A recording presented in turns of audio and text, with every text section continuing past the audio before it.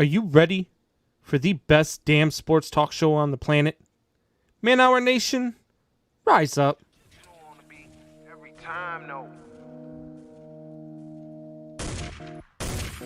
I would like to personally welcome you to Man Hour After Dark. Say that while I bring you the host, Mike, Buck, and Cone. You know who coming to the stage sports talk than what you about to hear right here. I second that. Go. You know that it's us when we talking about sports. Giving you facts on the field to the core. Tune in, we need the support. 1 hour too short, then listen some more. On all your stations, not dropping no music. Starts like Adidas, but Nike just do it. Down 4 in the 4th, we go for the win. Michael 2 seconds, we taking it in. Buck, Mike, and Combs, you know what's going on. Man, now we're after dark, no LA, we the big spark. No 4th and inches won't cut you short. Got the best talking, it's all sports. Buzzing more than buzz beaters. We coming live all through your speakers, go. And what is up, Man Hour Nation? Michael Buckasher here with the Man Hour. Head over to manhourradio.com. Check out the merchandise page and, of course, check the blog section as well. We do have an action-packed show for you tonight. We're going to break down the greatest division in football this year, the NFC East, and they are going to be eventual Super Bowl champions coming out of that NFC East. We also got the infamous game, Guess Who? And then we're going to put a spin on it and guess that Hall of Famer. So we got a lot to talk about, but first, we have to welcome the peanut butter to my jelly, the pickle to my ladies, Mr. Brandon B.C. Combs. What's going on, Brandon? What is going on, Buck? What's going on, Man Hour Nation? Man, it's good to be back in the seat. 3 days this week. Yeah, I mean, starting to get the hang of this. Do you feel okay? Like, you should probably check your temperature and make sure you're not, like, being overworked over there. All right, I got to go. And on that note, guys, look at these new shirts that just came in the mail. I mean, yes, you got the crown with the little microphone with the MH, the Man Hour alternate logo. Combs has got the royal blue, and these are performance tees. So see how they kind of cuff Brandon's arms, make him look all big and buff. I mean, he isn't that buff, but the shirt just cuffs it just right. Pops up your shoulders. Be like. Let me just sit here and. I mean, really, when you did that, Brandon, I was like, man, this guy got some 22-inch pythons over there. they're more like, maybe 14-inch pythons, but still. 14 inches on steroids, so he is definitely feeling that pump 100%. But Combs, that's where the turtle comes from. Yeah, turtle. We've been breaking down the NFL divisions. We are on to our fourth division this week. But let's talk a little bit of baseball here real quick. Your Chicago Cubs took 3 out of 4 from the Nationals, getting a 5-2 win this afternoon, and they looked impressive. They looked really impressive this afternoon. I'm not even going to lie. I sat there and watched the game. I'm like, man, this team looks like a division-winning team. Yeah. Are they the best team in Chicago now since the White Sox are kind of falling apart? So I love my Cubs, and we went out there and we did our thing, and even last night in the one game that they lost versus the Nats, they battled versus Max Scherzer, and that is what impressed me the most about this entire series was that usually when we face really elite pitching, they go away. The bats disappear. They can't hit. They can't do nothing. Last night, they stayed in it. They stayed involved. Yeah. They ended up losing by 1 run. Actually, they got hosed in the 9th inning of that one. They got a called strike 3 on Nico Horner that should have been ball 4. And then the very next pitch to Javier Baez, he launched a solo shot that should have tied up the game. But to answer your question, they are not the best team in Chicago. It's still the White Sox. And you... Man, I'm so annoyed with the Tony La Russa thing because not only does he not have his team's back, but then he goes out and defends the other team when they throw at his guy. Yeah. Like this, I'm telling you right now, this team, and I know they're the best team in the American League. They've got the best record in baseball right now, but I truly 100% believe they are winning in spite of Tony La Russa, not because of Tony La Russa. Okay, I think that they get together every day. I think that they have team meetings. I think they say, you know what, screw what this guy says, do our thing and win because we've got enough talent to do so.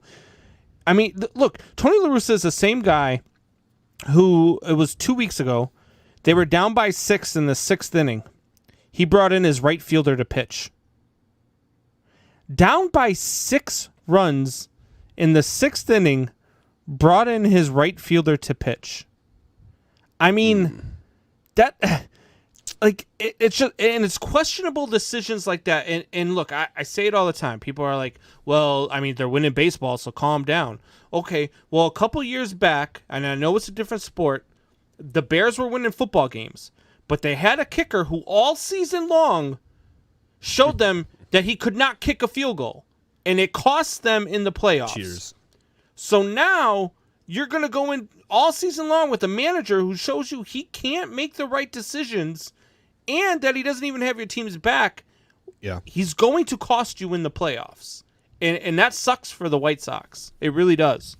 So a few things come to mind here when you say something like that. So I heard somewhere through the grapevine that Tony La Russa gave him the take sign on that particular pitch. Okay. So that's the other thing. And I've heard that argument too.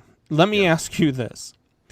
The unwritten rules, which was what Tony La Russa was so mad about, say you don't swing 3-0 when you're up by so much, right? That's the unwritten rule. Why would he have given him a sign? Why would he have given him a sign? There are no signs when you're up by 11 in the 8th inning. I mean, so stop. That was Tony La Russa kind of padding the fact that, well, I gave him a take sign, so that's why I'm angry. No, you're angry because you're an old head and you're an idiot. You need to go back. It was well after your bedtime. They had already stopped serving the pudding in the dugout, so I don't even know why you were still there for this game. Right. But you need to go back to the home where you came from, go recover from your 19 DUIs, and leave these guys alone because you do not belong coaching this team. Plain and simple. And CC Sabathia said it best, man. Did you see that clip from CC Sabathia's podcast? I saw it, but the people that I didn't let him. CC Sabathia just went off. I mean, I can't. I mean, I could repeat what he says here, but there'd be a lot of bleeps, and we don't want to really, have to have Buck do all that editing. But he went off, and he said the same thing. Basically, he said the same thing I did with a whole lot of cuss words. So and CC Sabathia is probably the most realist person out there too. So he wasn't sugarcoating anything. No. So I mean, I definitely like that. Yeah, and the fact that Tim Anderson has to take to Twitter to defend his teammate, and their own manager, man, tells his guy he's clueless. And then when they ask about their team throwing at his guy, he says, I didn't think anything of it. It looked like a sinker that got away. This was a sinker from a right-handed pitcher to a right-handed batter that tailed back in. I don't know. I've never seen any movement like that ever in my life. That must be that new new screwball pitch. If you don't want him to swing the bat, send him up there without a bat. If you're the Minnesota Twins and you don't want them to score on you anymore, do what you do in spring training and say, hey, look, guys, we've had enough. We're not going to waste any more of our arms. You beat the hell out of us today. Good job. You guys get the win and forfeit the game in the 8th inning. So we talked about your Cubs being hot. Now, Torrey Anderson, he will be on here in about 10, 15 minutes or so. So he won't be able to defend his boys. But the Brewers, ever since your old boy Hoffy there, the baseball lackey himself, put them at the number 1 overall power ranking. They are 1, 2, 3, 4, 5, 6. They are 2-6 in their last 8 games, losing 2 to the Cardinals, getting swept by the Braves, and then getting swept by the Royals in the 2-game series this midweek game here. Yeah. Are the Brewers bad? First I want to preface this by saying I see Hoffy here in the chat, so I know he's listening. Hoffy, if you put the Cubs at number 1 on your power rankings at all this season, we're throwing down, buddy. We're going 1-on-1. We are throwing down if you even think about putting the Cubs at number 1 on your power ranking. But that being said, the Brewers are injured. The Brewers. Oh, he came on just to talk about the Brewers. Look at him.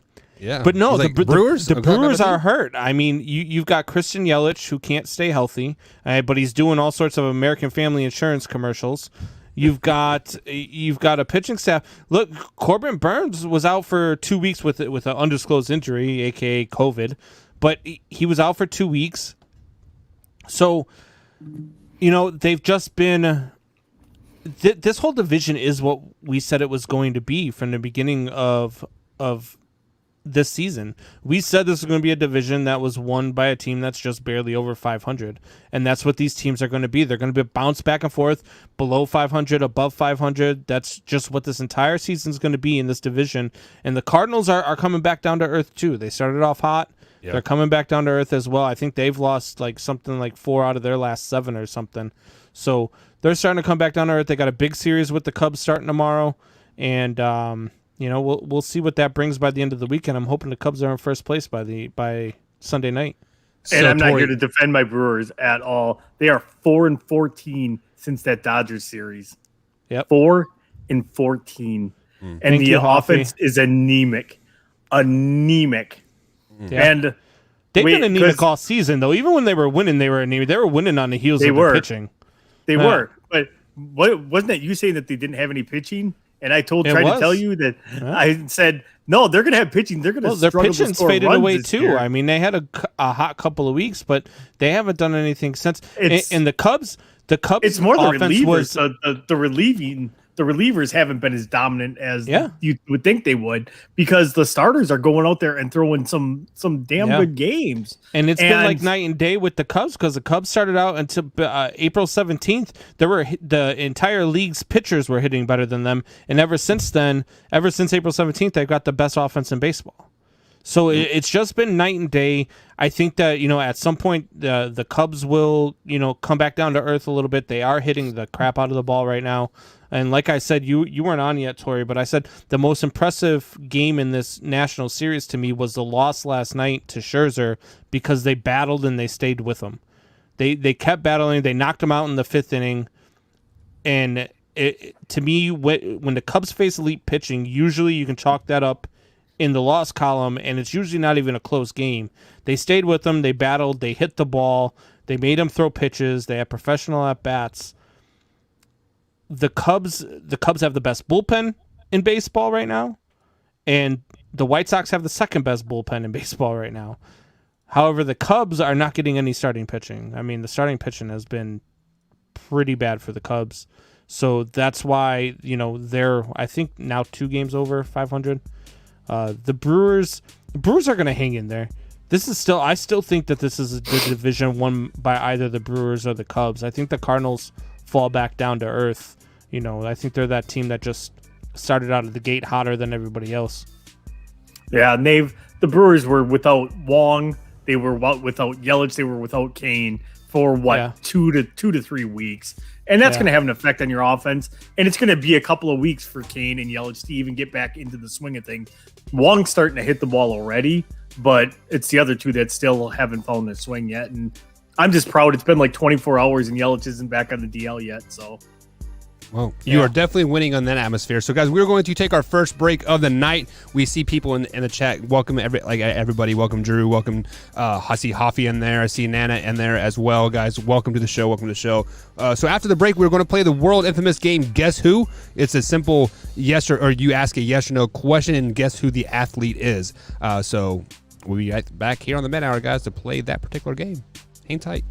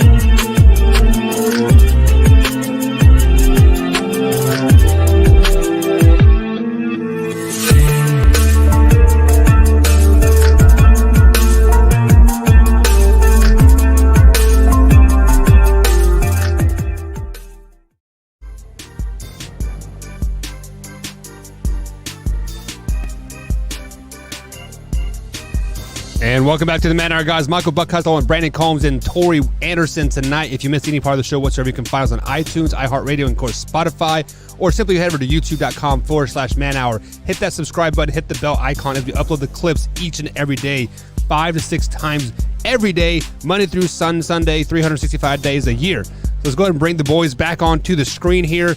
Tori, welcome to the show, man. You got gone a tad bit late here, but we are going to play the infamous game, Guess Who? The game that you are well over 500 on this game, Tori. You are 10-5 on the season playing Guess Who. Hasn't played against me yet, though. He has not. So this is a debut here. So Combs, this is like since the you Champions edition of Guess Who. Yeah. So Neither one Combs of us get is to play 3-3. Wyatt, though, so it's no freebie. Alrighty. So with that being said, guys, who wants to go first? Should we do age before beauty or what? I'll let Tori go first. Ladies first. I'll let the ginger go first. How about, since Tori, you are a national ranked rock paper scissors champion, let's rock paper scissor it, and whoever wins gets to pick who's to go first or second. Ooh. So it's rock Ready, paper Tori? scissors shoot. Okay. Yep, it's rock, Ready? paper, scissors, shoot. So, Yep. Ready? One. Yep. No, it's all, the sound's off, though, it seems. Mike, you're going to have to call it, because otherwise, All right. if All right, me and ready? him do it. Rock paper scissors shoot. Ah, He had got bogus. him. He had bogus. Got him. That was bogus. He was like a half a second behind me. He got to see what I threw. and then he was threw like, the scissors, and then I saw you throw the paper after. Like, I even looked Mike- down to see what you threw. So, on my Combs- screen, you're like a half second behind me. Like it was like You were a half Same- second same behind me here. on my screen, so So Combs, you want to go first or second? I'll let Tori go first. Go ahead, ladies first. Alrighty, there we go. He just wants to lose. All right. So my first question is: it John Hoffman? No, he is not a Okay. professional athlete. Okay. Is it a baseball player? Yes. Are they in the American League? No. Are they in the Central? Yes.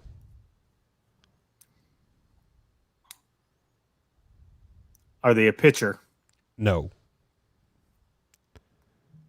Is it Christian Yelich? No. Damn it. I was hoping to beat him with his own player. Is it Javi Baez? No. Damn it. You guys are smart, but yeah. Is it Joey Votto? No. Do they play on the Cubs? No. Do they play on the Brewers? Yes. Oh boy. Is it Lorenzo Cain? No. Oh, Good guess though. Good guess though. Yeah, former Royal. Yep. Is it? God, I'm trying to think.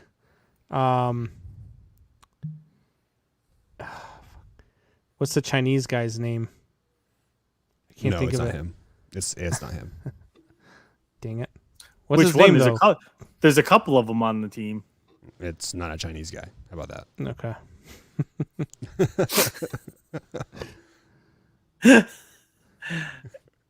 Is it Avisel Garcia? No.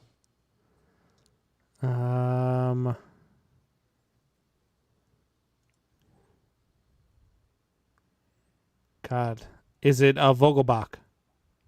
No, it's not. See, I was possibly thinking that too. That's a really cool name though. Vogelbach. Yeah. Man. Is it Luis Urias? No.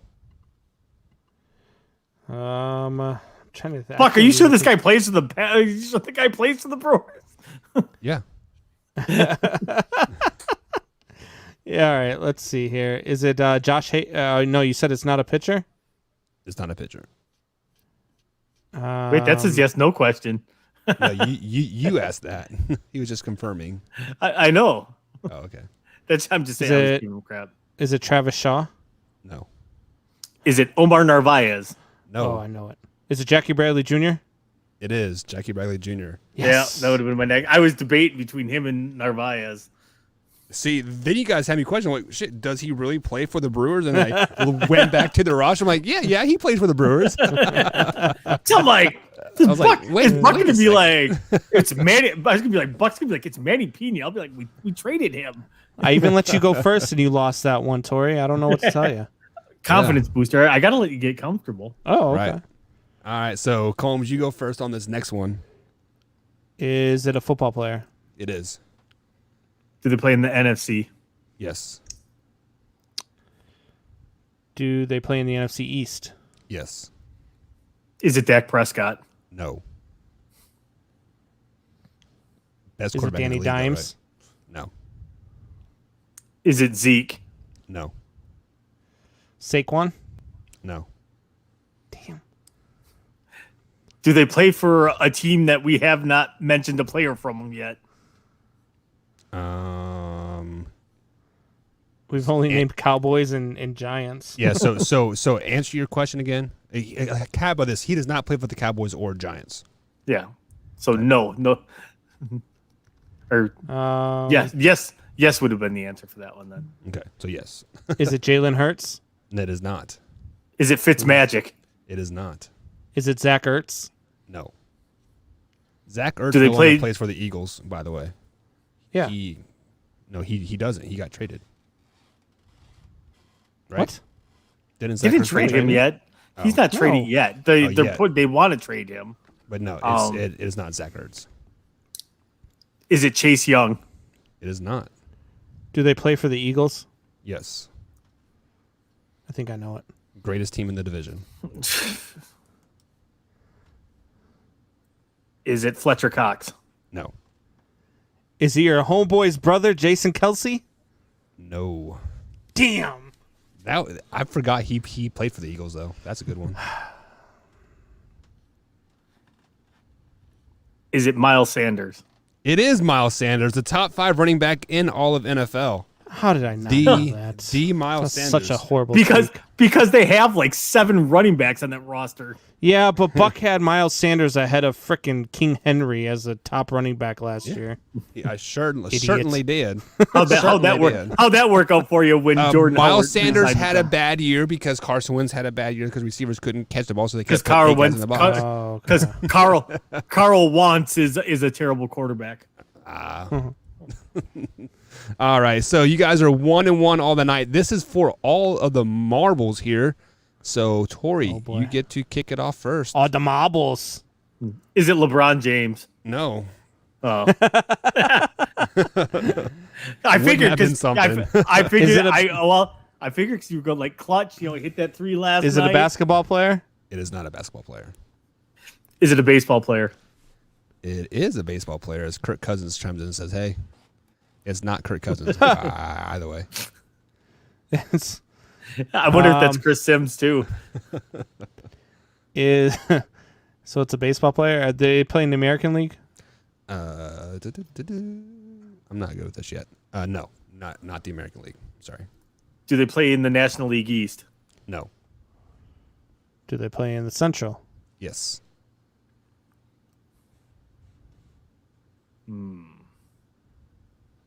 Do they play for the Cardinals? They do not. Do they play for one of our teams? Yes. Ooh. See, that's the thing. Like you got to like generalize. I know, your but that's questions. I didn't want to generalize it too much because I didn't want to narrow it down to one team. Are they a pitcher? Yes, they are a pitcher. Is it Jake Arrieta? It is not. Damn. Are they a starting pitcher? Yes. Is it Corbin Burns? No.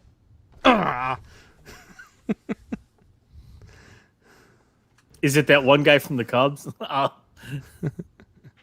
It is So- one guy from the Cubs, yes. That was your question, haha.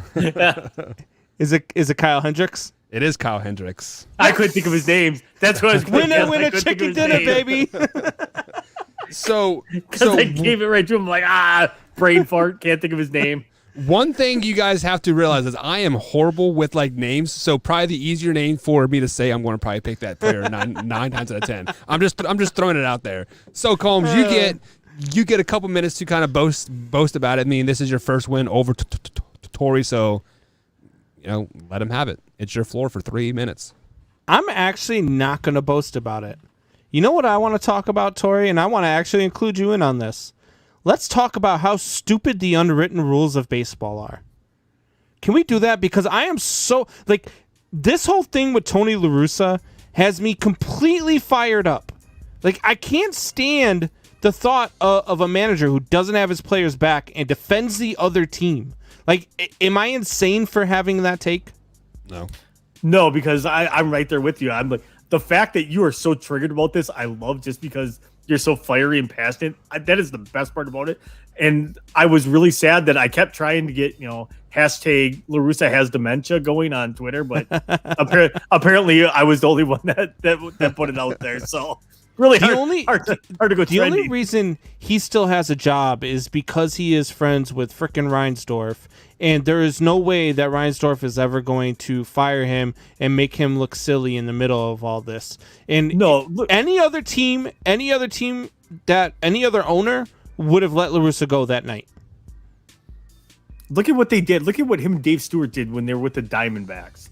Yeah. Like, they had a promising young roster and they ran it like straight into the ground. It was like watching a car wreck.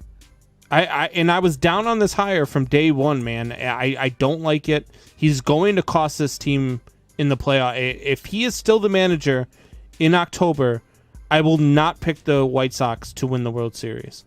No, usually that win I the agree. first series, yeah.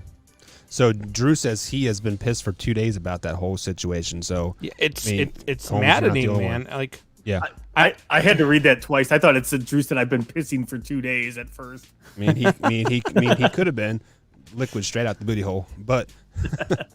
So guys, we are going to get back on track with the NFC East breakdown. We're going to start with the Giants and the Washington football team after the break. So sit back, buckle up, and I'm ready for some trolls to come at us on the clips, because that is where all the trolls come out, is when we dished our teams. AKA Combs says that Detroit Lions have a horrible line. The comments blow up. So the trolls come out at night. The trolls come out at night. We'll be right back here, guys, on the Man Hour. What is your name? What? What is your name? Buck. Where did you get that shirt?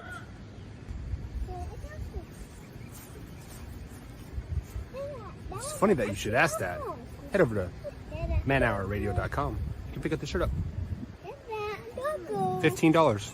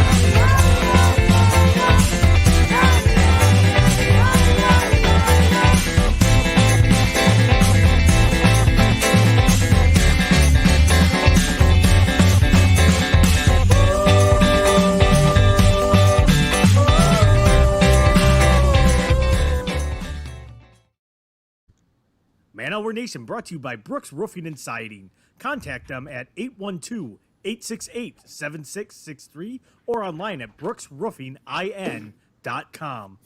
Brooks Roofing and Siding. Protection you need when nature strikes.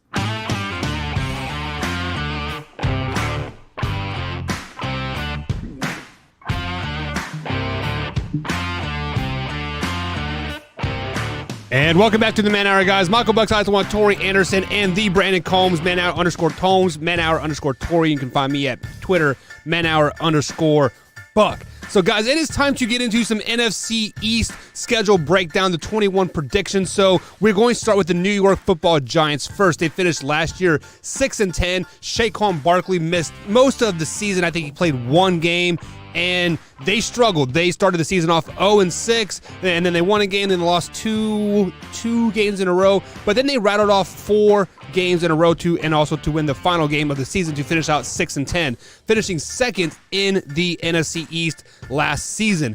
Their draft was pretty good. You guys graded them pretty well on their draft. So, Combs, I'm going to kick it to you first here. Looking at their 17-game schedule here with the healthy Saquon Barkley back, Joe Judge's second year at the helm there as well. What game do you have circled on their roster that you're like, man, this is a must-watch game here? So they play a very, not as tough as the NFC North, but the NFC East plays a tough schedule as well. And for me, for the New York Giants, it's really going to come down to their divisional games. And I know that's cliche, and I know that, it's the obvious answer. But for this team especially, because they've got some winnable out of division games that if they fare well inside of the division, they could be better than what I'm going to have them at. I just think that they aren't as good as, Dallas or Washington, and Philly's not that much worse than they are. But I just think Dallas and Washington are the cream of the crop of this division.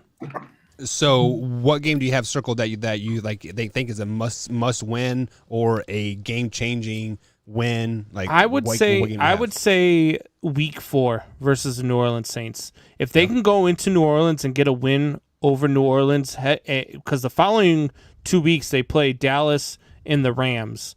If they can beat New Orleans and gain some steam heading into it, because at that point I have them at 2-1 heading into that game. That game could change everything for them. That game could change their season and completely turn it around and make them a contender in this division. So do you have them losing this game then? I do. So one thing that you brought up was their division games. What do you have them in the division? In the division, let's see here. I have them 1, 2. If you look at your playoff predictor, it says on the top. Do you need to take your socks it? off the count? Oh, I didn't even notice it says it. Do I need to take my socks? Ha ha ha. In the division, I have them 3-3. 3-3, so splitting the season. So, Tori, let's kick it to you first before I ask you the marquee game of the season. What do you have the Giants in a division this year? I have them at 7-10. I think that's the record. In the division. What's the division record? The division, though, I have them at 2-4 in the division this year. 2-4. Okay. So, what is the game that you have circled that's a must-win or a must-watch, or what's the game that you? I'm going actually week 2 when they have to go to Washington. So you want to see where your offense is at. Put them up against probably the number 1 or number 2 defense in the league. It's going to be a great test for that football team to see where they're at. I have them losing that game just because I think on the heels of what the Washington football team did last year. The not Redskins anymore. The not Redskins with Fitzmagic in there to kind of put a steady veteran leadership in there. I think he's really going to utilize the targets around him with Trace McLaurin. They picked up Curtis Samuel as well. I think, it did. I'm pretty sure the Redskins signed Curtis Samuel. Yeah, you're right. So, there's a couple of different little toys there for Fitzmagic to play with. I think this is a much improved Washington football team. And it's a good test. They're going to lose this game, but it's a barometer game then to see where your offense is at and about how far off are you actually. I expect that one to actually be a low-scoring game because the Giants' defense isn't terrible either. Right, and the Washington's defense is historically the best defense in the NFL if you're basing off scores of last season. So, Tori, we are not talking about the Washington football team yet, so I want to put this in your head when we come to talk to them next here in about 10 minutes. You have Fitzpatrick as starting quarterback or not? Yes or no? I do, yes. Okay, so who do you have winning that week 2 game? I have the Washington football team winning that game. Okay, so you guys both have marquee games that the Giants are losing, in your opinion. My marquee game that I have circled is this Week 9 matchup versus the Las Vegas Raiders. The Raiders come into New York, the Meadowlands or whatever you want to refer to their stadium now. MetLife Stadium. MetLife Stadium. I've been going back and forth on this game ever since the show started when I picked all of these games. And this is the game that I think the Giants can either make the playoffs if they win this game, or they're going to be a 7-10 team like you guys both have them, I think, right, Combs? You have them at 7-10 as well? Yes. Yeah, so I think if the Giants lose this Week 9 game versus the Raiders, they are a 7-10 team, but if they win this Week 9 game, they are 9-8.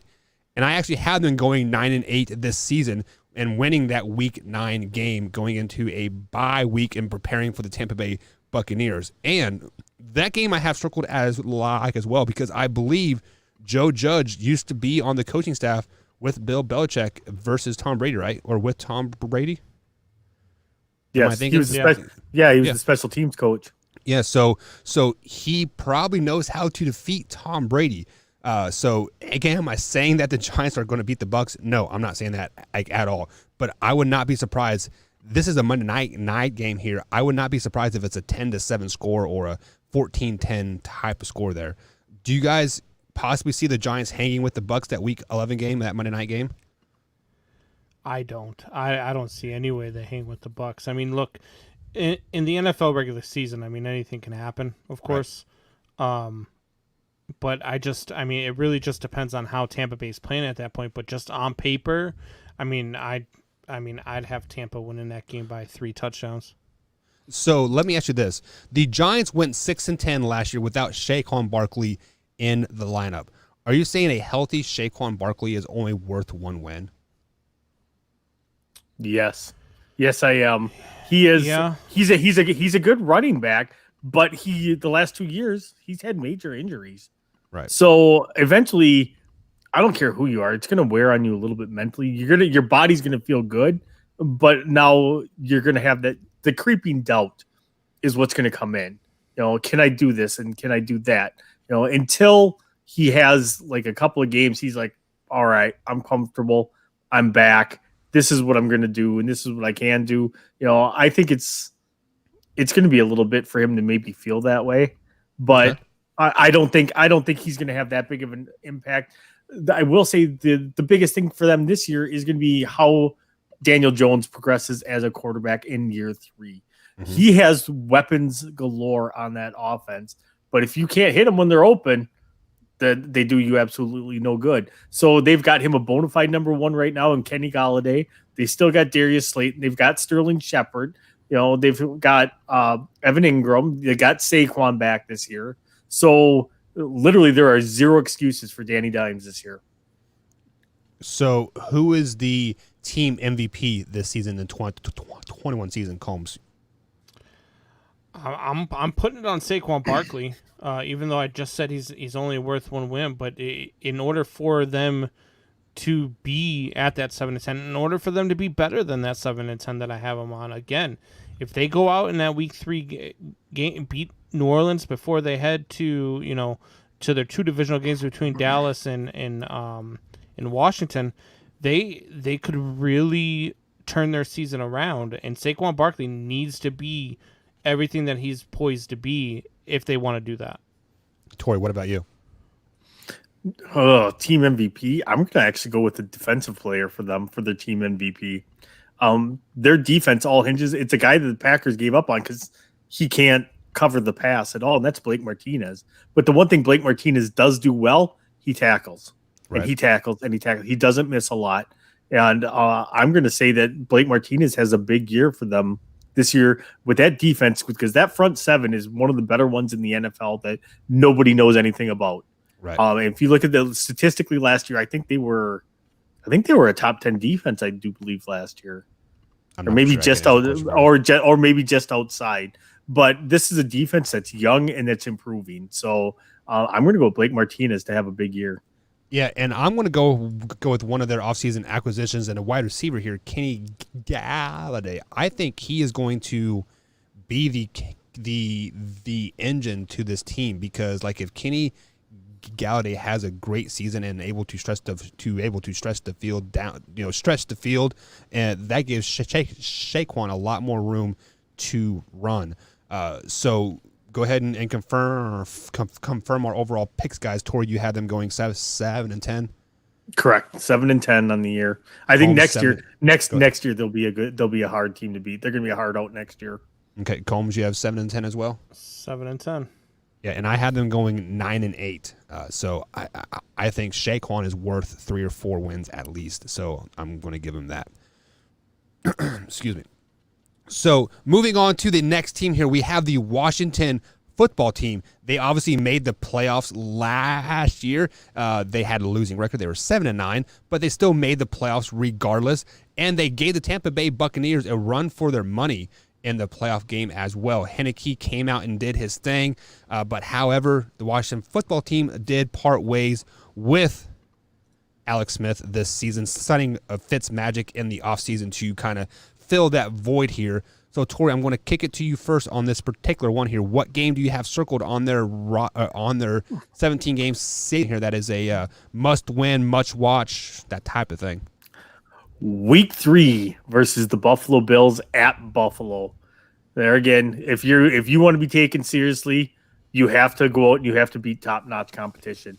For them, that is a great game. It's a great early season matchup for them. It's a great test for them to test their mettle. Are we for real, or do we need to tweak things? So I will take them at that Bills just because the Bills are dominant on defense. They are dominant on offense. They have a dominant special teams. They are literally probably one of the most complete teams out there. And Washington, if you want to be considered one of the best, go out and prove it. Beat one of the best this year. So do you have them winning that game, that week 3 game? Absolutely not. I'd give them a chance if they were in Washington, but they got to go up to face that Bills Mafia. Not a chance. Not a chance in hell. All right, Combs, what about you? I'm going to go, again, same team that the Giants. I'm going to go with that Week 5 matchup versus the New Orleans Saints. If they beat the New Orleans Saints, that could be the difference, in between them making the playoffs and not making the playoffs. I have them having a decent season, and I have them faring very well in the division, but I feel like that game versus New Orleans will make or break their playoff hopes. So go ahead and put a number on that division record. What do you have them? 5-1 in the division. 5. Wow, that is really impressive.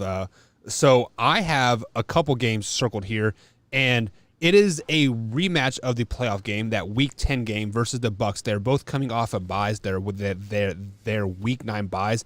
As I don't think Washington is going to have a chance in this game, but I think this is a good measuring stick for them to see actually where they are, and then it's going to catapult them into that Week 11 game, which like that is a game that I actually have circled. It's the Carolina Panthers. They travel to Charlotte to take on the Panthers and Sam Darnold himself. And I actually have them losing this game to the Panthers just because I don't think the Washington football team is going to be as good as they were last year. Yes, they have a complete team. They are a quarterback away, I think, and maybe a receiver as receiver. But Fitzmagic is not the answer there. Heineke is not the answer there. And I think the offense is kind of bitter how they did Alex Smith, to be honest with you. I actually have them going 3-3 in the division, splitting all the games. So, Tori, what do you have them going in the division? I have them going 6-0 in the division because the rest of the division sucks. This is the best division in football, Tori. No. I have them going 6-0. Dallas is overhyped. There again, the Eagles are basically a bye week for whoever plays them, and the Giants are a year away.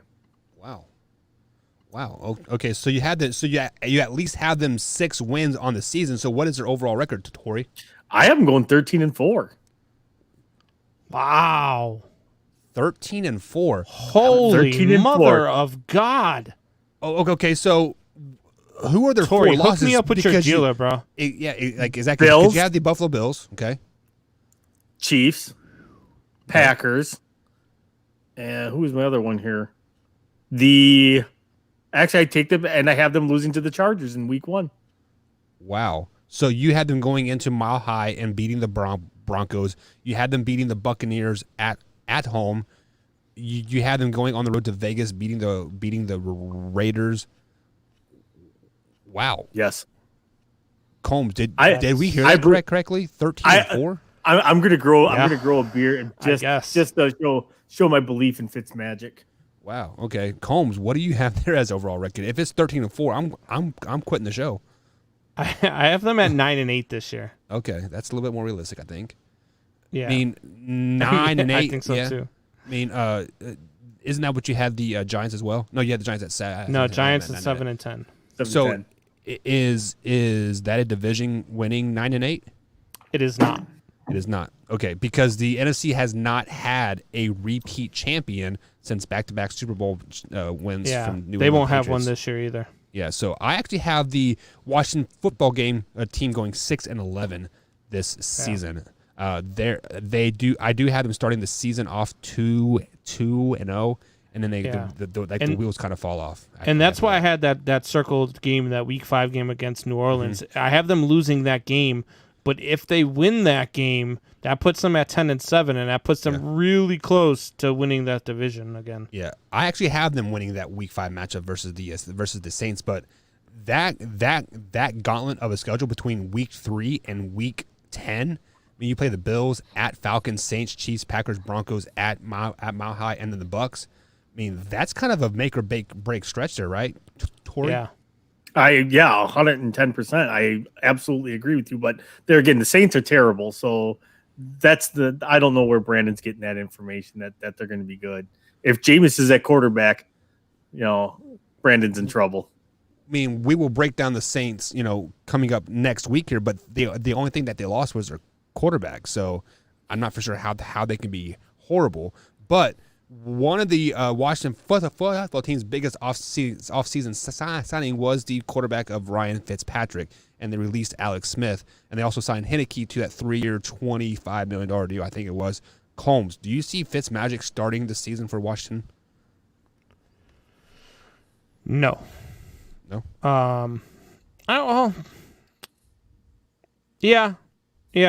I don't think there's anybody else that could. I mean, it's the Washington football team. So the reason why I said no at first was just because I think they'll be stupid and they won't make the right decision. But I could see Fitzpatrick starting for them. He always finds a way to. Right. And Tori, you said you had Fitzmagic starting as well, right? Yes. Yeah. I think Heineke was a flash in the pan type thing. That was a Gardner Minshew type showing. Right. So does Fitzpatrick play all season, Tori, and lead them to the 13 wins? If he does start all season, 13-4. If he gets hurt, that changes things dramatically for my picks. Is it like, are you almost flip-flopping it to 4-13? No, not that bad. Just because that defense alone is worth 2 or 3 wins. All right. So do you have them making some noise in the playoffs then? I do. I have them making a little bit of noise in the playoffs this year. I have them winning their first playoff game. So okay. So Combs, let me kick it to you. Who is the lead or the team MVP for Washington football team in the 2021 season?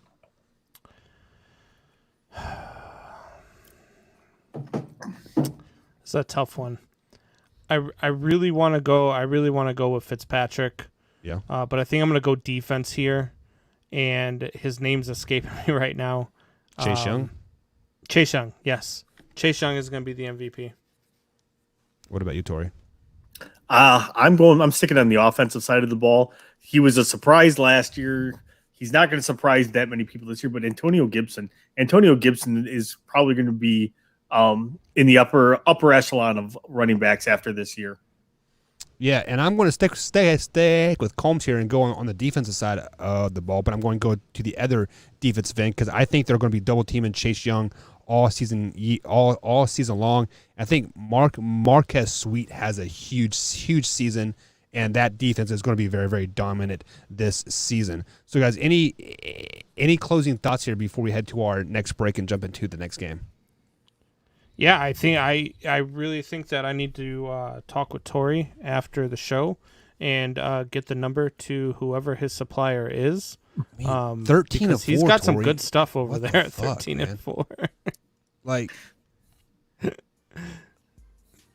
yeah, I don't know. I'm speechless. Like, you had them losing to the Count Bills, it. Chiefs, Packers, and who was the other one? The Chargers, week 1. The Chargers. Man, you have many people had the Buccaneers going 17-0, but you had the Washington football team beating them. I do. Who's going? The Buccaneers are not going 17-0. Stop it. No. Listen to ESPN. Yeah. I was gonna say, there's no way that a team goes 17-0. We will find out as we do break down the NFC South starting next Monday here. So, guys, let's go ahead and jump into our next break here. But we do have a new game coming up here on the Man Hour. Combs, you want to go ahead and explain that new game? Yeah, so the new game is called Name That Hall of Famer. I'm going to go ahead and break down clues. The guys are going to have their buzzers, which is just going to be shouting out their name. If you shout out your name and you shout out an answer and you're wrong, you're out. And that gives the other guy a free reign to get the rest of the clues. All right, guys. So, Name That Hall of Famer coming up here on the Man Hour after the break. We'll be right back after this short little commercial interlude.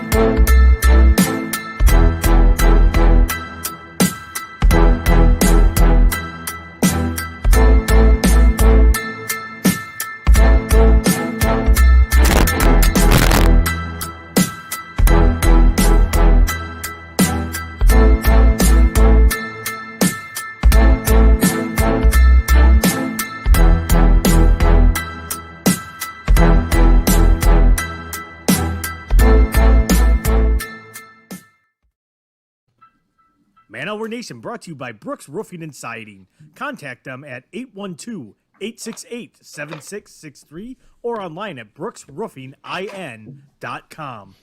Brooks Roofing and Siding, protection you need when nature strikes. And welcome back to the Man Hour, guys. Michael Buckeyes along with Tori Anderson and the BC Brandon Combs. You can find us all on Twitter at manhour_Tomes, manhour_Tori, and of course, manhour_Buck. You missed any part of the show whatsoever.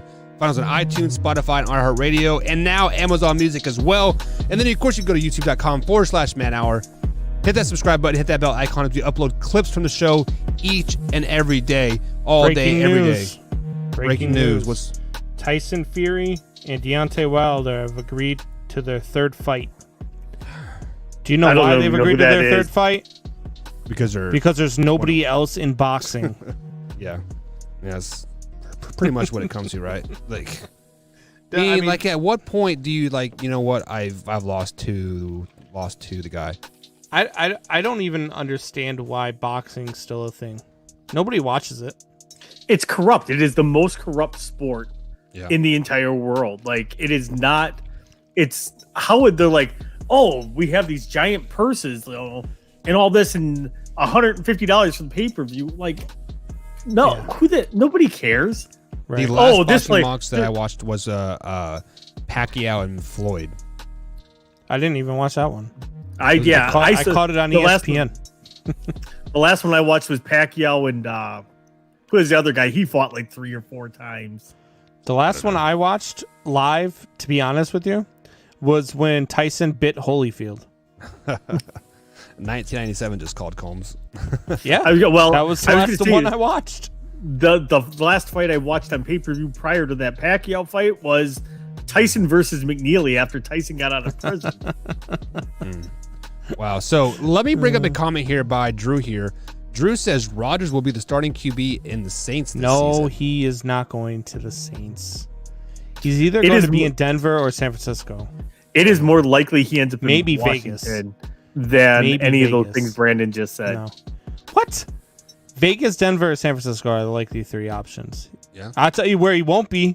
In Green Bay. What do you want to bet? What do you want to bet? Huh? Put your money where your mouth is. What do you want to bet? Shaved heads. Like bald? Are we going bald? We'll talk after the show. My wife listens to the show. I can't tell her how much money I'm going to lose.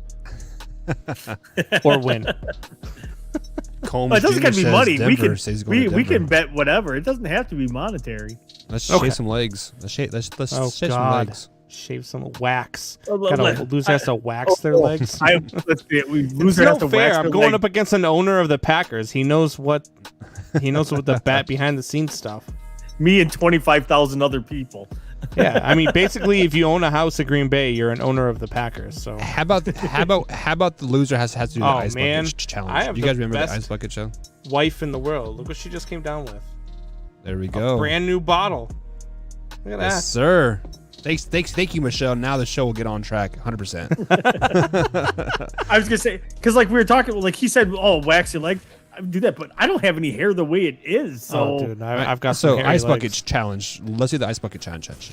All right, I'm down for an ice bucket challenge. All right, we'll do the ice bucket challenge. Let's do it. All right. So you guys ready for this new game? We are. All right. So the way it's gonna work. All right, I'm gonna give a clue. If you think that you know it after the clue, you say your name. If you say your name, you get to guess. Okay. But I'm gonna keep going with clues until somebody chimes in. But I'm gonna give you a second in between clues. All right. Okay. You ready? What if we both get it wrong? Ooh, Trevor Bauer wins. Then I win. I don't give Trevor Bauer points for nothing except for his Twitter account. All right. It is pretty lit Twitter. So, this player in Major League Baseball was a 2-time MVP. He was also a Major League Player of the Year and a 3-time Silver Slugger. He is from Danville, Illinois, and he played in the American League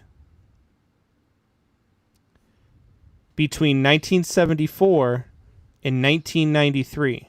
And I am so screwed. Michael. Go ahead. George Brett. Oh, nope. No. He wore the number 19. Oh.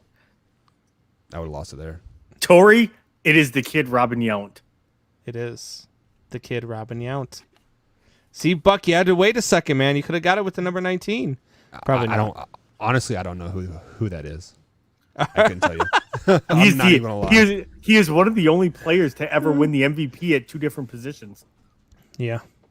So one thing, Tori will probably beat me in Major League Baseball 100% of the time because he has a wealth of knowledge of baseball. Maybe we're a little bit more in your wheelhouse with this one. Probably not. Let's just NFL Hall of Famer. I thought we were going Little League. Yeah, I could do some little league. Yeah. This NFL Hall of Famer played for the Kansas City Chiefs in 2006 and 2007. Okay. He spent most of his career with the New England Patriots. He went to the Pro Bowl 5 times. He's a Hall of Fame All 2000s team. He's a defensive back. Michael. Is it Harrison? I can't think of his first name. It is not Harrison. Rodney Harrison, isn't it? Rodney Harrison? Yeah. It's not Rodney Harrison. Tori, it's ahead. Ty Law. It is Ty Law. Oh, yeah. I forgot about Ty Law. Man. Dang, man. I was going through all the I gave a DBs names. Brewers one. I gave a Kansas City Chiefs one. All right. Didn't 2-0. Didn't Ty Law play for the Ravens for like a little while too? Yes. I don't. Yeah. I can't remember. Because Combs was not the Ravens. He played for the Jets and the Broncos for a season. Yeah, I do remember him from the Broncos. I don't ever remember him playing for the Chiefs though. I do. Two seasons.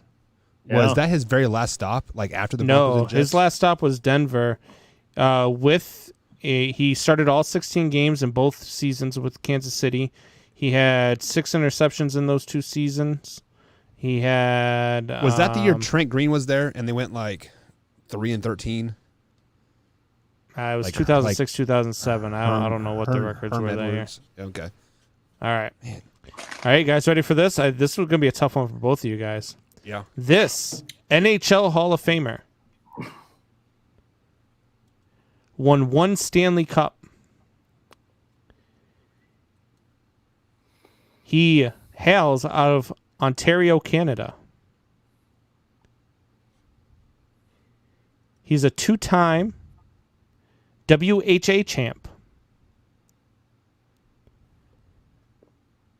He wore the number 16 and the number 9 for his team.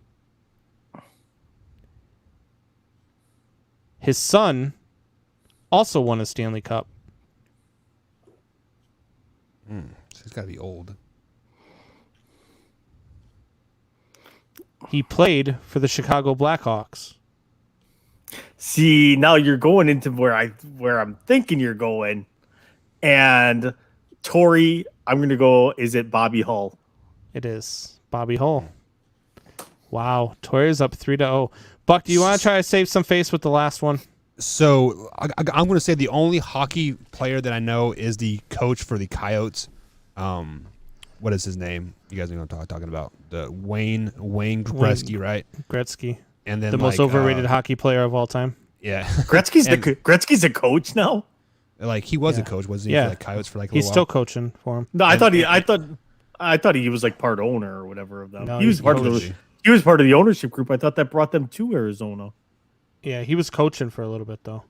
And then I was thinking of this Martin game might St. be Louis this or game might be more for Tory versus Wyatt. Oh, 100%. 100. Dude, I am so bad with names. Horrible. All right, let's see if you can get this last one, all right? This guy is a basketball Hall of Famer. He's a 3-time NBA champ.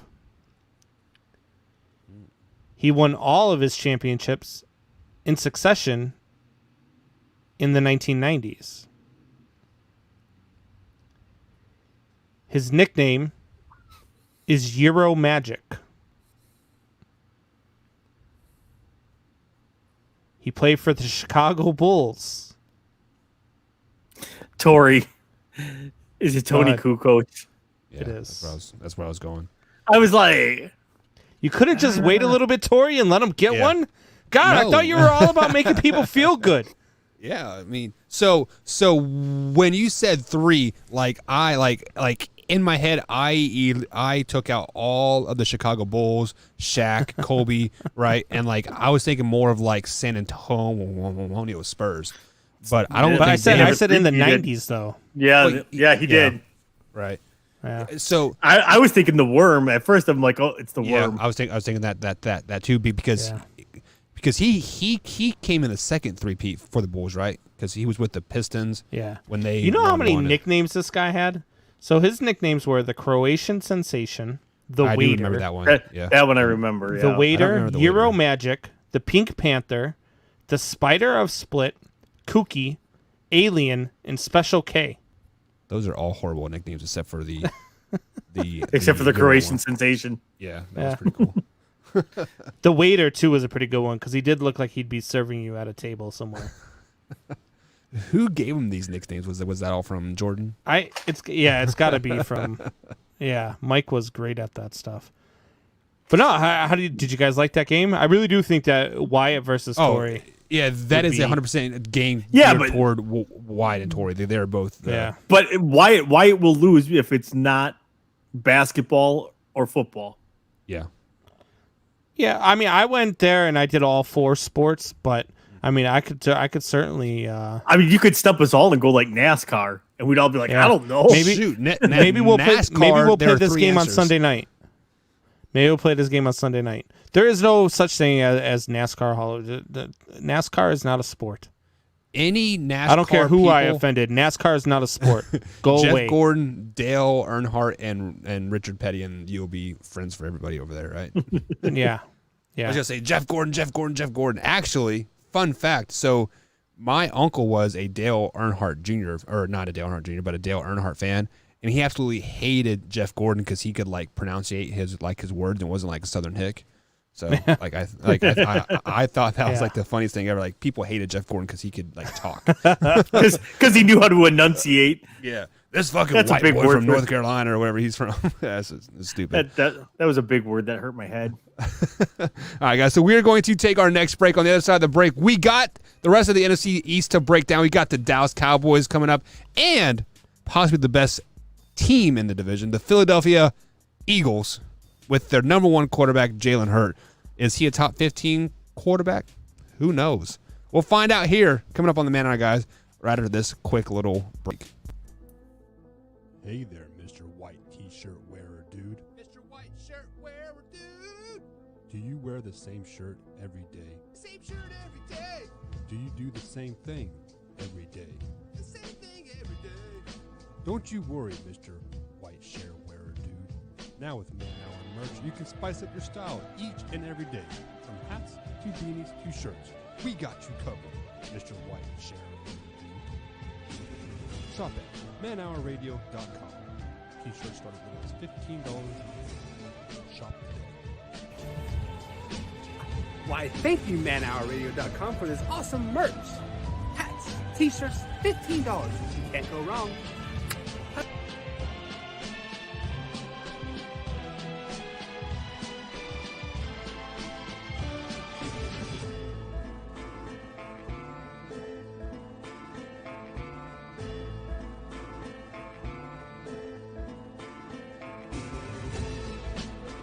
Pretty obvious in that one. Dak's coming back off. You got Tom Brady, and did I mention 22 starters coming back?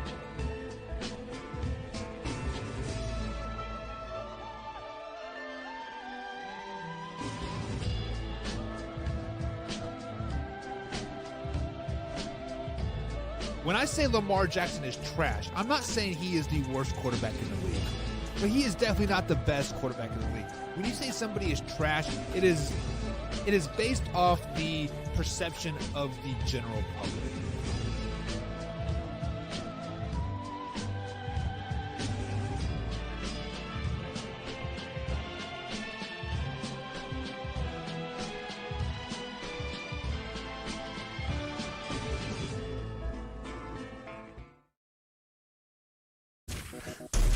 Nation brought to you by Brooks Roofing and Siding. Contact them at 812-868-7663 or online at brooksroofingin.com. Brooks Roofing and Siding. Protection you need when nature strikes. And welcome back to the Man Hour, guys. Michael Buckeye along with Brandon Combs and Tori Anderson tonight. Missing this part of the show, hit the youtube.com/Man Hour. Hit that subscribe button, hit that like button as well. We get all the clips uploaded there throughout the show. Combs, are you all right over there? Dude, if you do not like playoff hockey, you suck at life. Dude, the Pittsburgh Penguins and the New York Islanders are in the third period, and the series is tied at 1, and they just put 9 guys into the penalty box. Wow. 9 guys in the penalty box while we were on break. Aren't there only 10 guys on the ice at one time? There are. and 9 of them just ended up in a penalty box. It was, I mean, the one guy started poking at the goalie. One guy didn't like that, so the other guy high-sticked him, and they were just like, screw it, you're all going to the box. So they got to sit in that penalty box for like 5 minutes. So it's basically one guy shooting. So it's one guy out there skating, shooting at the puck at the goalie like the whole time? No. So the penalties will offset. It looks like it's actually 5 guys for the Islanders went and 4 for the Penguins went. So right now it looks like it's going to be a power play for the Penguins. It'll be a 5-on-4 power. Okay, so the 4 is the least amount you can skate? No, 3 is the least amount you can skate. 3 is the least amount you can skate, yeah. Okay. I just want to know, is Crosby in the box? Because if he is, he's probably crying. He's like, Crosby is in the box. There went my perfect attendance. When he went down, I can't stand him either. When he went down, I was actually cheering. Wow, it's a good thing we were on break because I can't stand Sidney So Crosby. Drew says go Penguins, and then BC Junior says Brewers took the lead, baby. Yeah, so the Bruins did take the lead. That was a good game last night. Did you see that goal?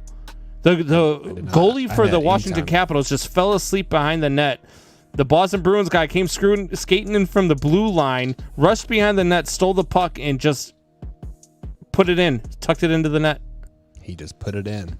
Didn't even spit on it. And I tell you right now, freaking Alex Ovechkin was yelling. They're like, I wonder what he was yelling at his goalie. So they had an interpreter interpret it. He said, "Stop sleeping, bitch." Nice. There we go. All right, so let's go ahead and jump back into the NFC breakdown here. The next team up here on the list are the Dallas Cowboys. Dallas Cowboys suffered a horrific injury last season. That was Dak Prescott going down, and I think it was week 3 when he went down with that dislocated ankle and broken leg as well. And then the Cowboys really struggled to really find their groove, but the last 4 or 5 weeks of the season, they won 3 straight, and then eventually losing the Week 17 game versus the New York Giants, getting them out of playoff contention. So they did finish the season 6-10. Sean Lee retired for the Cowboys in the offseason, but they also did pick up a linebacker in the draft. So, Tori, I'm going to kick it to you first here. Looking at the Cowboys' schedule here, what game do you have circled as that marquee game? Well, first off, you said that the Dallas Cowboys suffered horrific injury. You are 100% correct, but I thought you were talking about Mike McCarthy being hired as their coach. So no, he's a Hall of Fame coach, Tori. He will lead them to the Super Bowl this year. I like to gamble, so let's put money on this. Okay. So I'm going right away with week 1 with the Buccaneers. It's going to be the toughest game that they probably got all year. And it's a great way to start the season off. That is a great game to kick off the year. So it's your opening game. It's going to be on the Thursday night game.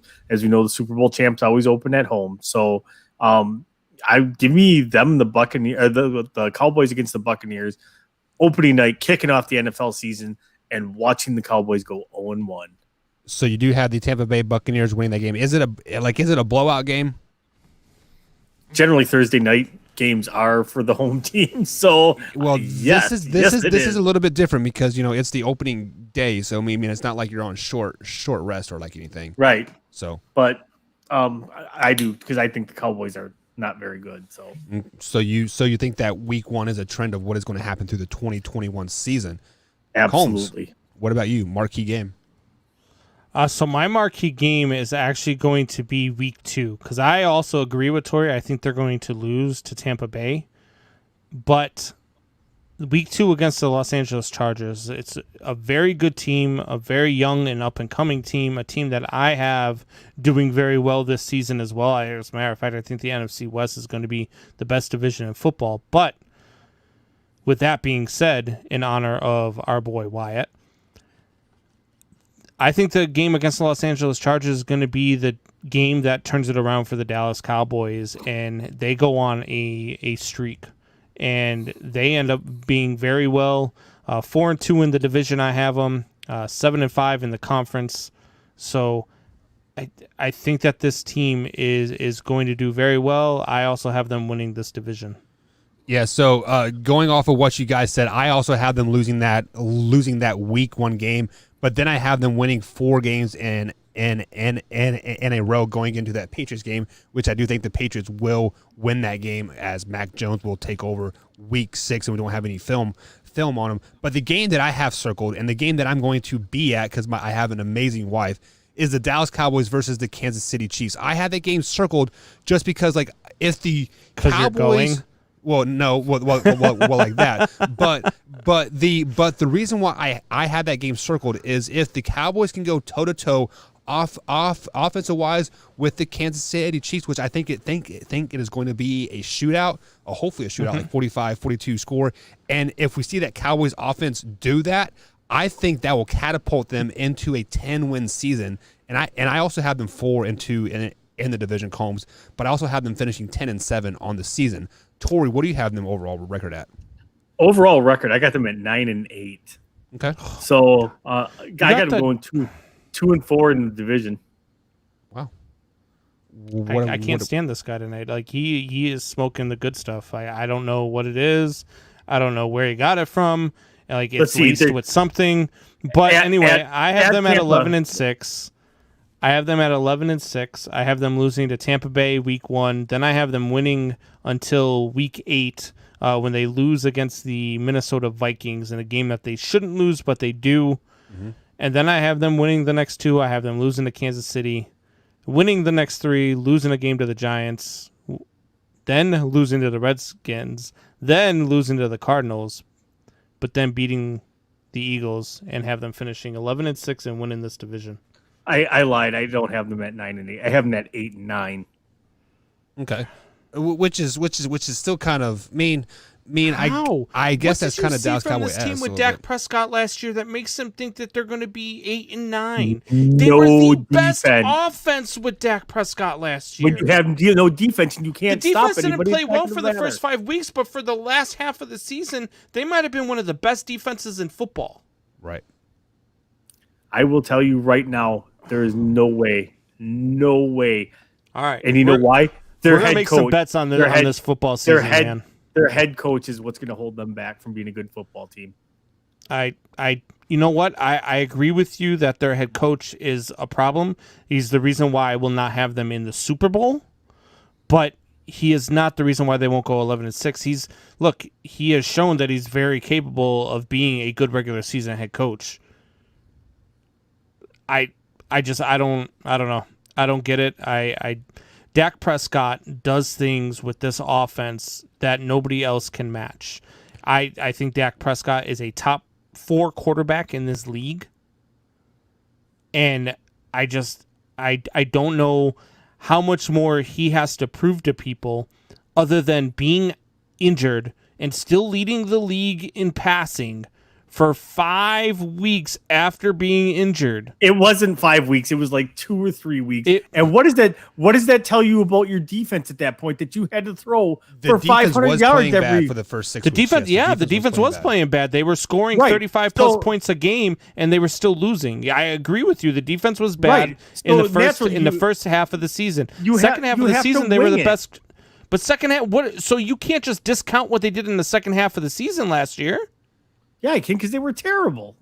Oh, so Tori, the one thing that the Dallas Cowboys had working against them in the 2020 season was they did get a new defensive coordinator. Sean Lee was also out the first 8 weeks of the season. We saw it as soon as Sean Lee came back in. That defense was a brand new defense. Everything started to click, and then they were rolling. So not having a off season, a regular offseason, like air quotes there, and then Sean Lee being injured, we saw once things clicked, the Dallas Cowboys were a pretty good team. I mean, I actually sat here on the Man Hour and said if they were to win the NFC East, I had them going to the NFC Championship game, and I still think that they could have closed against the Eagles and won the division, they would have been the NFC Championship game.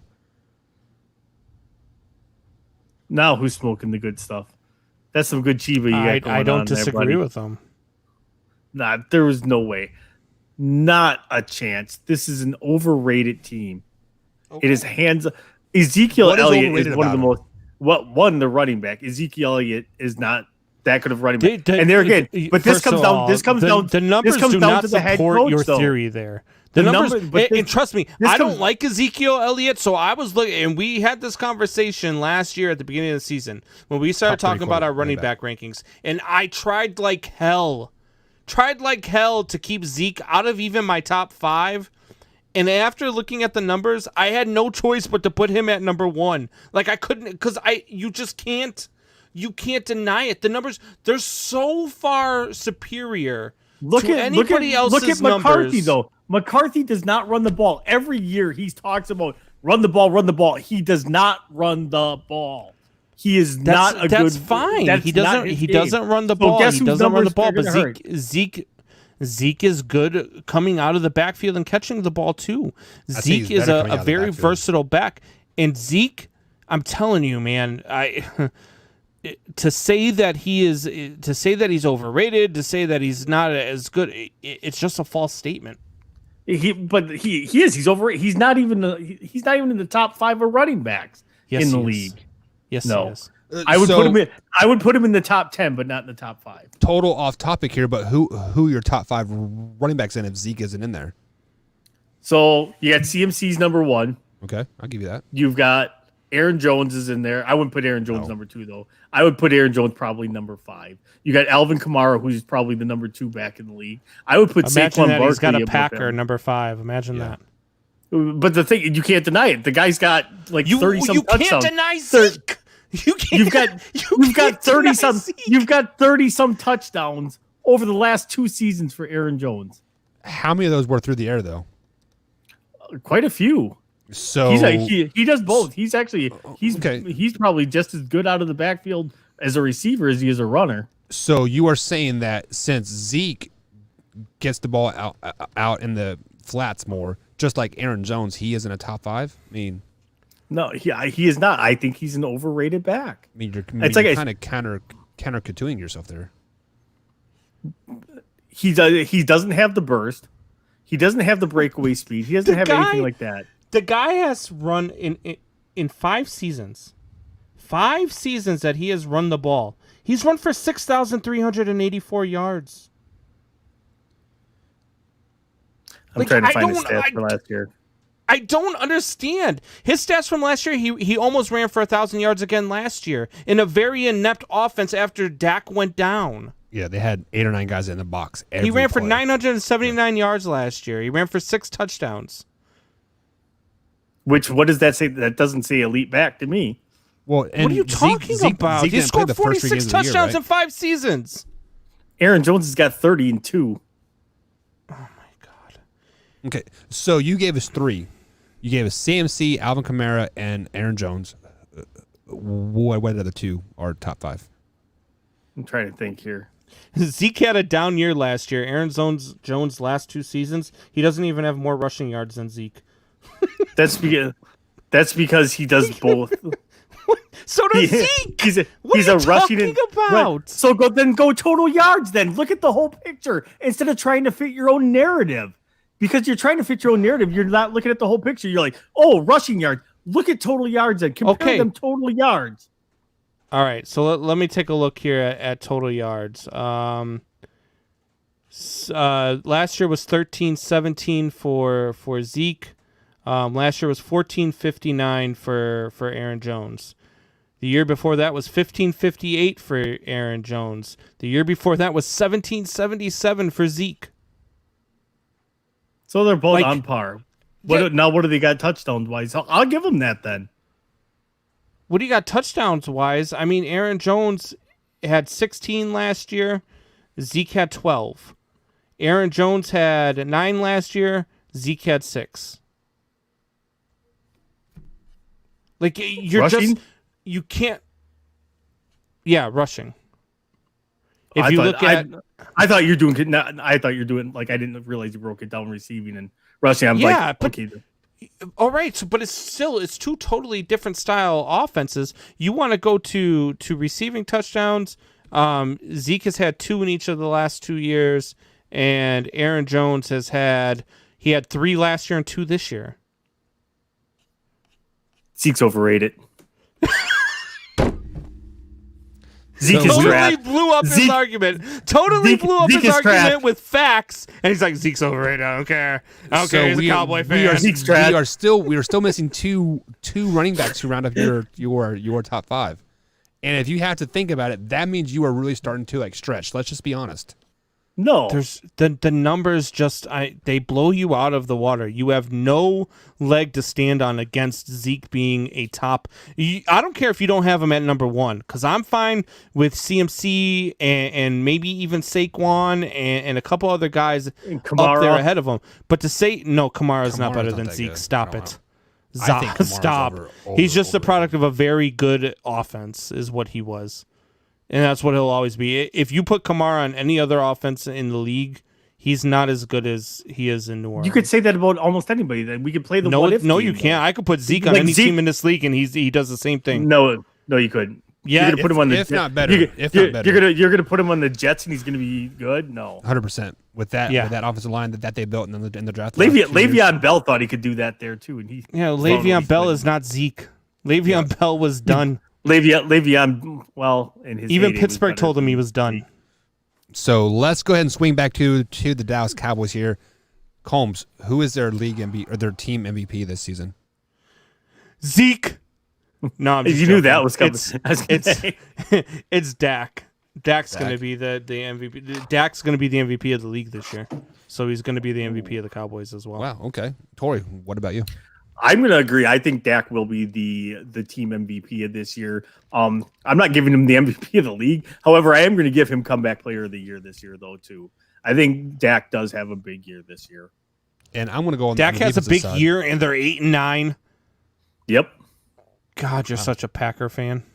And I'm going to go on the defensive side. I'm going to go with Jalen Smith. I think Jalen Smith is the new key to that defense with Sean Lee being out and Van Der Esch being hurt to start the season. So I think Jalen Smith has to jump up big and really be the leader of that whole entire team.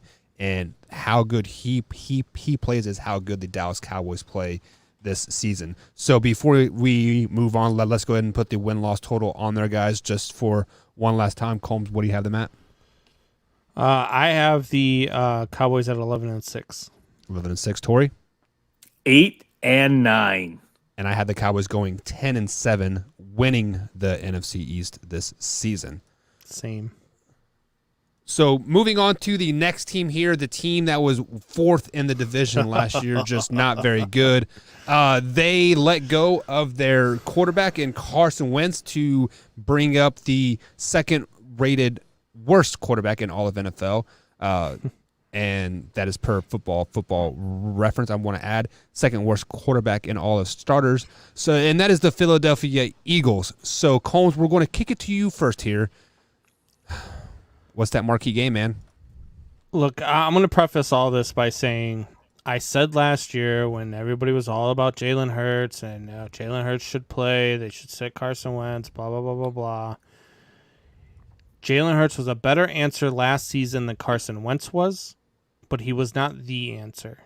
He is not the answer. He is not a good quarterback. He is a backup quarterback. He is a journeyman in this league. And so with that being said, I'm going to go ahead and circle, I don't know, pick one because I don't have him winning very many games. I'd say week 5 versus Carolina. That's a winnable game. You got to come out and win that game, and maybe you'll win more games than I think you will. But I just don't see any scenario where this team has a successful season. Do you have them winning that game versus Carolina week 5? I do not. You do not. Okay, so within the division of the NFC East, what does their division or their games look like? 0-6. 0-6, getting total swept by everybody in the NFC East. Wow. Okay, Tori, what about you? Marquee game for the Eagles. I'm going with their game in Week 13 on December 5th against the New York Jets because I have them winless until that game. Really? Wow. So yes, and I think they play the Jets and they finally get their first win of the year. I think the Eagles are going to struggle mightily this year. They need to figure out A, what direction they're heading, B, what they're going to do at quarterback. So you either commit to Jalen Hurts or you don't this year. So Yeah, I got them. See. I got them winning that game, and I only have them with one other win the rest of the season. You had them getting 2 wins all season. Yes, I have them going 2-15. And in the division, are they winless just like what Combs has? I have them going 1-5 in the division. 1-5. So let me guess, you haven't beaten the Cowboys. I do in week 17. So let me ask you this question here. The Eagles did pick up Joe Flacco in the offseason, and you said we need to find out, as Philadelphia Eagles fans, we need to find out if Jalen Hurts is our guy. Do you at some point see Joe Flacco coming in to try to save the season, maybe save Jalen Hurts' confidence a little bit at all? I mean, do you have them going 2-15, which is horrible? So they had to shake something up, right? I would 100% agree with you, but there again, if you're going to commit to Jalen Hurts, you're not going to bench him to save his confidence. That's not really the way of the NFL these days. I mean, it could be headed that way. Who knows? But I don't think so, because that's going to rattle him no matter what, that he got benched. Right. Either if he's getting destroyed, it's going to get rattled. If he gets benched, it's going to rattle him. It's all going to come down to what works best to motivate that player. Some guys respond better to negative criticism. Some guys, constantly need to be built up and stuff like that. So I'm not a coach of the Eagles, so I don't know what his mentality is like and what way best motivates him. So I don't think that putting Flacco in would be the answer. If you're going to do it, put Flacco in to start the season then. And say, hey, we're going to go with Joe. We're going to go with the experience. You're still learning the offense. I would do it then, and then see what happens. Wow. Okay. Wow. I'm kind of taken back by that a little bit. But do you guys remember the name of the quarterback Vince Young for the Tennessee Titans? About 2004, I think he was in the league. Yep. Yeah. I see a lot of Vince Young in this kid. Because I mean, the pure athletic ability, the able to stretch the pocket. You think he's going to contemplate suicide? Yeah, I'm being serious. I don't wish that upon anybody, but I feel like he is a head case, right? Because he transferred, from Alabama to OU, right? Just because he didn't want to battle for that starting quarterback's spot. And so I think when you get into the NFL and you face this adversity, and let's just be honest, the Philadelphia Eagle fans are assholes. They will be on you, and they will let you know brutal. that you suck. And I feel like he is a person that has to be consistently patted on the back, saying you are doing good, you are doing good. So I think Tori's right. I think Joe Flacco has to start the season if you want any production out of this guy at all. Because if he starts the season, and Tori, you said you had their first win coming week 13. Yeah, against the Jets. Yeah, so if you start 0-12, his psyche is shot, and he will never bounce back. So I'm not trying to be mean. Clearly, I don't know the guy, but that is kind of what I see. Reading between the lines, just between transferring. They have a really strong schedule the first 6 weeks too. Oh, they do. It's. I have them winning week 1. I have them beating Atlanta, but then they lose to San Francisco, Dallas, Kansas City. Even Carolina beats them because they're just on a roll of losing. Then they lose to Tampa Bay. Then they lose to the Raiders even before they finally beat Detroit, who I think is probably the only team in the NFC that's worse than them. Which that is false. The Lions win that game. Well, and now we already did the freaking NFC South, so I have the Falcons going to 12-5 or 11-6. We haven't. But now they're going to trade. I have them at 2-15. Well, now they're going to trade Julio. I'm going to have to go back and redo some things. Yeah, I've got them at 2-15. So, fun fact, we haven't done the NFC South yet. I thought we did. Maybe we were just talking about it. Yeah. So the game that I have circled here is that Week 4 game versus the Kansas City Chiefs, because I think this is a measuring point for the Philadelphia Eagles this season and their quarterback situation. If they somehow hang with the Kansas City Chiefs defensively and offensively, and it is even within a 13-point point game, I could kind of see them catapulting, building off that momentum and through the rest of the season. But I do have them losing to the Kansas City Chiefs, and I had them losing bad, and I actually had them going 5-12 on the season, 2-4 in the division. Tori, what is your overall record for the Philadelphia Eagles? So I have them going 2-15 and 1-5 in the division. What about you? I just not a lot of hope. Sorry, I lost my place here. Where were we at? Philadelphia Eagles. Yep. Crap. My whole thing just wiped out on me. I had the Philadelphia Eagles at 0-6 in the division. Oh, what about their overall record? Overall record, I had them at 3-14. Wow, so you guys are not giving much love to the Eagles at all, and I'm doubling their wins, and that's just 5. So that shows you how much confidence we have in the Philadelphia Eagles this season. But there has to be a MVP. There has to be a shining point somewhere on this team. Tori, who is your team MVP for the Eagles? I don't know. Who's their kicker? Because he's going to kick because that Jake team's going Elliott. to kick a lot of field goals this year because they ain't going to be scoring a ton of touchdowns.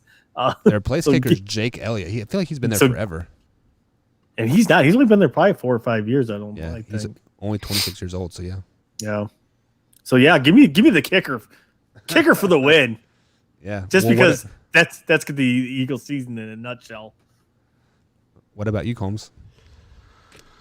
I mean, there's really not going to be any highlights to this team, so let's go with Darius Slay. I think Darius Slay will have a big year for them this year. And I'm going to go with Miles Sanders. I think they're going to be running the ball a lot this season, so I think Miles Sanders is probably going to touch the ball 20 to 25 times every game, and it would not be surprising if he gets 15, 16, 100 yards this season. So I think Miles Sanders is going to be the bright spot of this team, unfortunately. Man, guys, are they the worst football team in the NFC East? Yeah. Hands by down. far. I think they're the worst team in the NFC. Really? Yeah. Worst team in the NFC? They're right there with the Falcons. How about the worst team in NFL? Are they the worst team in the NFL? No, I think the Texans are going to own that title this year. No, I think the Jaguars are going to own that title this year. Okay, so let's go ahead. Jaguars are going to have the number 1 pick again next year. And they drafted quarterback. I mean, they worked for the Cleveland Browns for like 7 years, so. Yeah, I mean, it just took them like 10 years to turn it around. So let's go ahead and make this full circle here. Combs, give me your NFC East first, second place, third, fourth team. So it goes Dallas Cowboys, Washington, not Redskins anymore, New York Football Giants, and then the Philadelphia Eagles. And you said that you had the Cowboys winning that division? Cowboys winning that division at right. 11-6. Tori, what about you? I've got Washington football team number 1. I've got the Cowboys finishing second, the New York Giants finishing third, followed up with the Philadelphia Eagles. So just to tell you how much confidence I have in you being wrong about Miles Sanders, right now they have eight running backs on their roster. Okay, that's fine. 8. Miles Sanders is still a top 5 running back in the NFL. Oh my God. I mean, at least I can give you 5 and not say that Zeke isn't in the top 5. I'm just putting it out there. So I actually have the Eagles in 4th place, Washington at 3rd, Giants at 2, and the Cowboys winning the division at 10-7. Tori, let me ask you this question. You had the football team going 13-4. Are they the best team in the NFC? They are the number 3 best team in the NFC. So you have the NFC teams winning a lot of games. Let me this guess season, who's huh? number 1. Who's number 1? You Probably the Green Bay Buccaneers. Packers. No, it would be the Buccaneers. Yeah. You got to be the man. You got to beat the man. All right. So wow. So I'm assuming it's Buccaneers, Packers, and then Washington. Yes. Wow. Combs 13-4. He's out of his mind. He's out of his mind. There's no other way to explain it other than he is on drugs, and we need to make sure that we check on him from here until tomorrow morning to make sure he let's doesn't revisit OD. this. We'll be revisiting this at the end of December. They're like, holy crap! Remember when Tori was extremely right? Tori, God, did we sleep? Explain to me how Fitzmagic is going to lead them to 13 wins, please. Because we're not going to listen to you, Corey, tonight because you are 100% wrong on that. 100% wrong. Let's take a break, Combs. Jeez, this guy, Torrey, 13 of. Hey, out of his.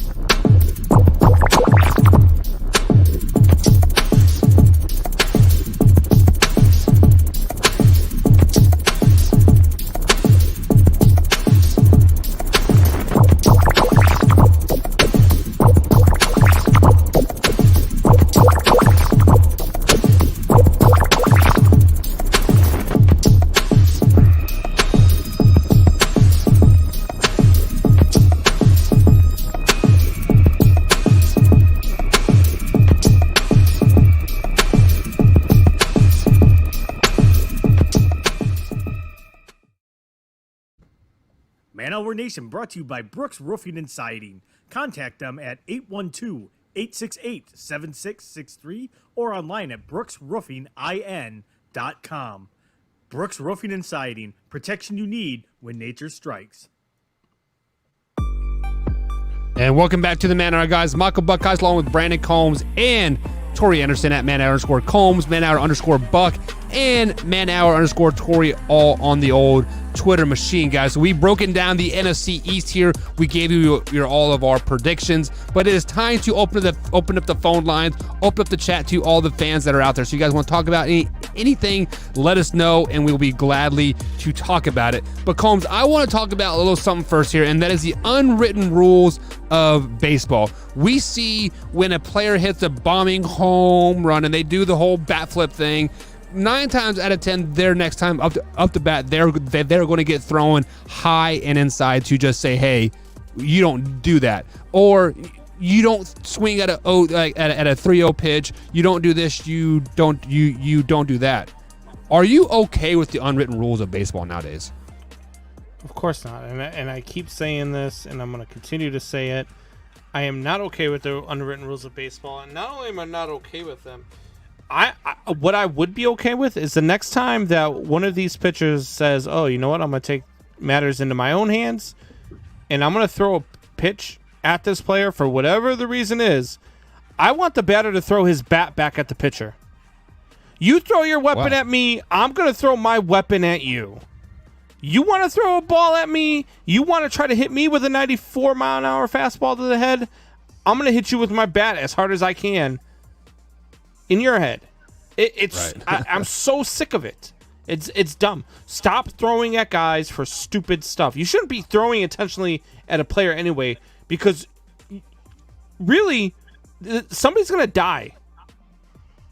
Somebody's going to die when they take a 100-mile-an-hour fastball to the face, and that's what it's going to take for baseball to finally say, you know what, enough's enough. The unwritten rules actually are stupid, so let's just stop. Tori, you are a baseball connoisseur yourself. What are your thoughts on the unwritten rules? I 100% agree with Brandon on this. It's the dumbest thing in the head. Everything's bigger, better, faster these days. And guys throwing 100, 203 miles an hour now is, back in the day, it was like, holy crap, somebody get clocked over 100. Nowadays, it's almost the standard. Now it's like, well, oh my God, a guy threw 105. So, and I agree. They're going to do nothing with it until somebody dies. They're going to be reactive versus proactive. And it's going to take a tragedy on the field on national TV for everybody to see that. Then they're going to be like, oh my God, we need to do something about this. It's like the safety netting.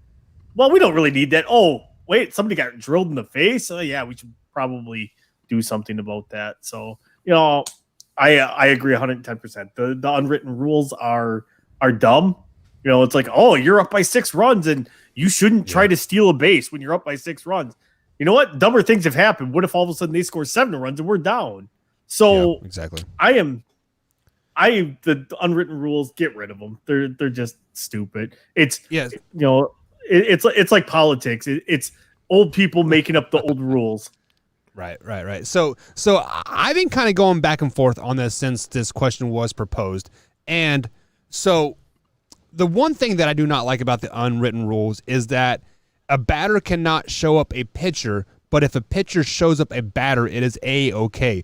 I am referring, I believe it was a Chicago White Sox guy, struck out a guy to end the game, and he does the Conor McGregor strut like off the mound. But that is okay, but a player can't do a bat flip. Like I don't understand that. Like I don't This is I the don't one time where I will boast about Trevor Bauer.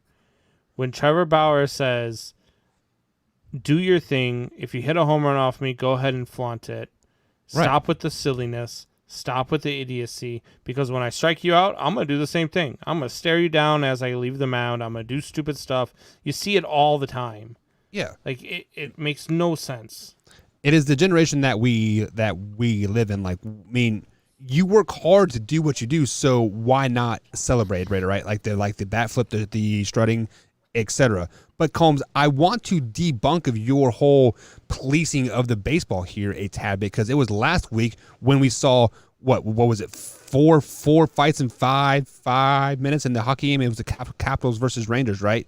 But you were okay with that self-policing, but you're not okay with the baseball self-policing. Why is that? Well, because in hockey they'll actually fight. In baseball they'll all run after each other and they won't do anything, and then the bullpens will walk in and take 5 minutes to get out there to pretend like they're defending their guys. It's a completely different sport. In hockey you're allowed to hit each other. In hockey it's a different environment.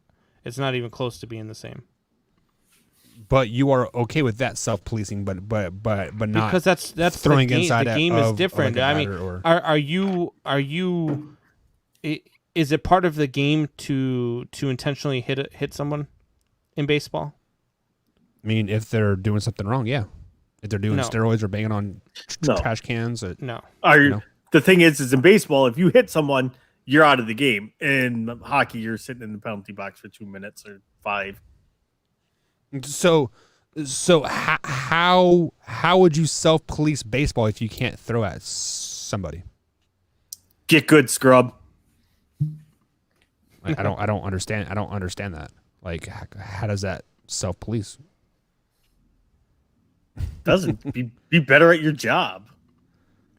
I'm not a big believer, but it's like Brandon said, somebody whips a ball at my head. Why can't I whip my bat back at him? Yeah, what's going to garner more attention, that you almost got hit or that you turned around and chucked your bat at him? They're like, he tried to assault him with a deadly weapon. Did you see him throw the ball at my head? Wasn't it Roger Clemens that threw the bat at Mike Piazza? And No, Mike Piazza threw his bat. Oh, no. So Roger Clemens pitched him inside. The bat broke. Yeah. The bat broke, and then Roger Clemens threw the bat at Piazza. Yeah, it was stupid. Yeah. That must have been one of Clemens' roid rage moments. I feel like baseball. That was the World Series game, wasn't it? Or at least it was the Subway Series. But it was in the playoffs, I thought, right? Yeah, it was in the World Series. Okay, yeah. So I don't know. Any more thoughts on that, Combs, before we head out? No, I mean, look, the unwritten rules are exactly that. They're unwritten. So these are just rules that like you can make them up as they go. Like it's absolutely asinine, and I don't understand it. And 95% of the unwritten rules don't make sense. They don't make sense. True. Are there any other unwritten rules like in hockey or football that, the unwritten rule type thing? I'm trying to think of any in hockey. I mean, in hockey it's more of, you don't shoot the puck after the whistle. You don't keep jabbing at a goalie after he's stopped the puck. That type of stuff. That type of stuff will get you, into a fight or, get you in the penalty box. But it's not. But I mean, that's just common sense stuff. Like I'm okay with, if you throw at our guy intentionally, we're throwing at your guy intentionally, because hey, that's eye for an eye. Yeah. All right, Tori, any thoughts on that? Yeah, for me, it's the unwritten rules. Like, this isn't college football. Like with football, you don't go like you're up by 35. You're not running up the score on the people. You're not throwing the ball. You are, you're putting your second and third string guys in, letting them get a little bit of playing time, stuff like that. Like, if you're keeping your starters in and you're moving the ball on somebody, it's considered bad form in the NFL. And that's one thing I don't get. Like with college, it's like it's bad form in the NFL, but college football does it all the time because they got to impress somebody that might drop them a place in the rankings. Facts on that. But that's going to be it for tonight. Combs, send us out. Man Hour Nation, rise up. And there is no after show tonight, guys. We are taking the night off for the after show. So join us Sunday here on the Man Hour, 8 p.m. East Coast time at youtube.com/Man Hour. See you guys next week. Bye.